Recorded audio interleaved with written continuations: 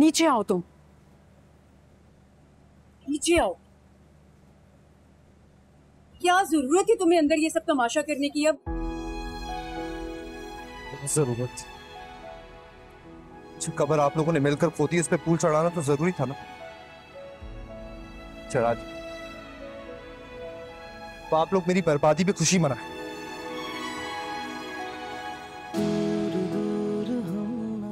आरिश मेरी बात सुनो। आरिश, कैसे कह दूं अजनबी तुमसे रिश्ते कम न थे।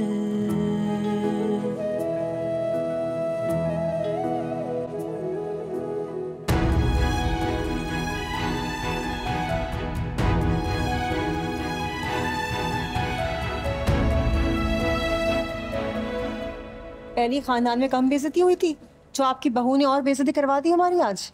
भाई चुप करो तुम, मेरे तो पैरों से जमीन निकल रही है।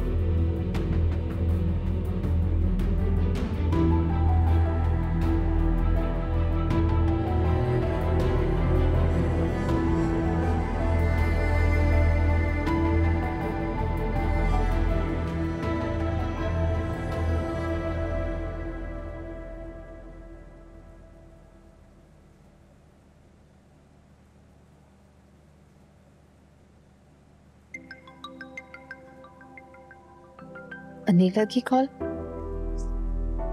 हेलो मामा, अगर आपने वलीमे पर नहीं आना था तो आरिश को यहाँ भेजने की क्या जरूरत थी? क्या आरिश वलीमे पे गया? ना सिर्फ आया था बल्कि अच्छा खासा तमाशा खड़ा करके गया यहाँ पर। भला अब ये सबकी क्या जरूरत थी? आपको ना अंदाजा भी नहीं है कि मुझे कितनी शर्मिंदगी उठाना पड़ रही है सबके सामने यहाँ। यकीन करो मैंने उसको नहीं भेजा है, बल्कि मुझे तो पता भी नहीं कि वो वहां गया। मुझसे तो उसने कहा था किसी काम से जा रहा है। मामा, आपको उसको हर सूरत रोकना चाहिए था ना यहाँ आने से। मैं कह रही हूँ ना, मुझे नहीं पता होता तो क्या मैं जाने देती? उससे कहो फौरन वहां से वापस आए। चला गया यहाँ से। मामा प्लीज उसका ख्याल रखें। मुझे ना उसकी हालत देख के ना मुझे बहुत खौफ आ रहा है। पता नहीं अब वो क्या ड्रामा करेगा, क्या तमाशा करेगा नया। प्लीज उसका ख्याल रखें। तुम परेशान नहीं, वो आता है तो मैं उससे समझाती हूँ। अच्छा चलिए ठीक है, अल्लाह हाफिज।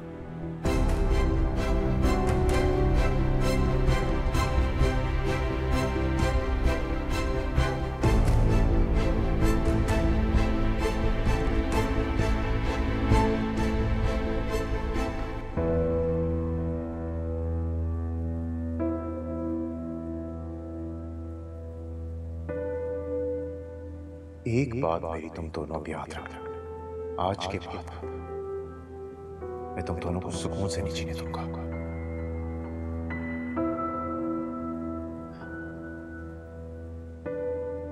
किस मुसीबत में फंसा दिया तुमने मुझे।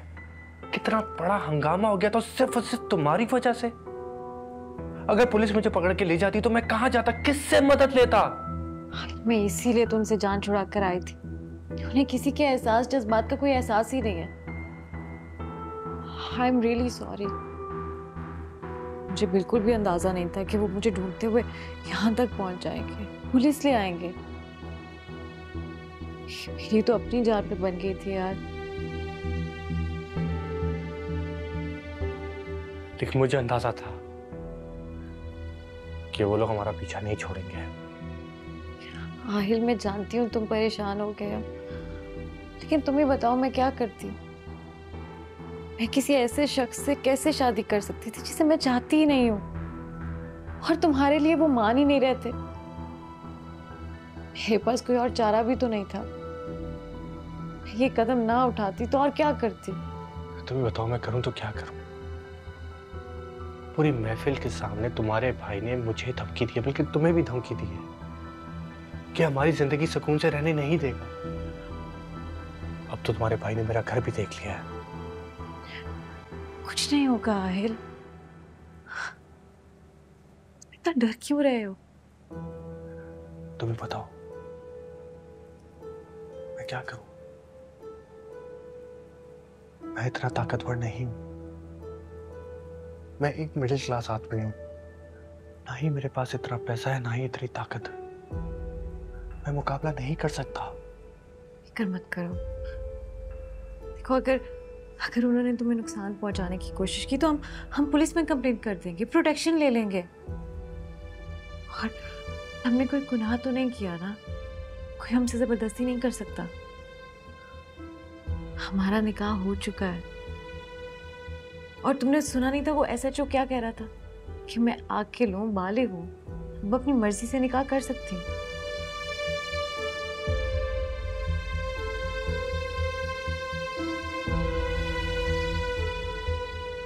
आज हमारी जिंदगी का इतना खूबसूरत है, तुम क्या ऐसे परेशानी में गुजारोगे?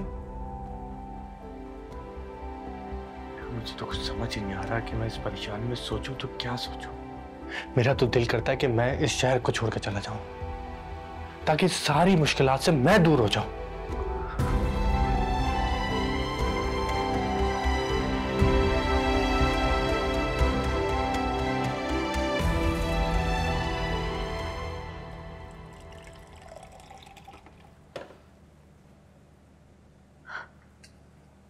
तुम शहर से बाहर जाना चाहते हो ना, तो ऐसा करते हैं, दोनों चलते हैं।